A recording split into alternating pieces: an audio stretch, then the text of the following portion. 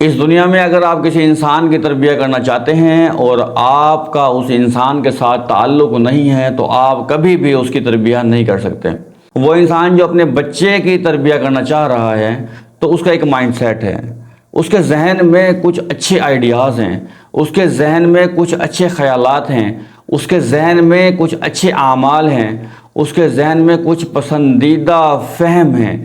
وہ چاہتا ہے کہ میں یہ اپنے خیالات، اپنے احساسات، اپنے ایکشنز میں اپنے بچے کے ذہن میں ٹرانسفر کر دوں۔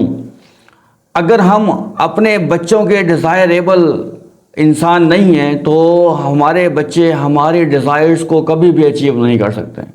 کیونکہ ہم اپنے پسندیدہ کی پسند کو پسند کرتے ہیں، نہ کہ ناپسندیدہ کی پسند کو، بلکہ ہم اپنے ناپسندیدہ کی پسند سے دور ہو جاتے ہیں۔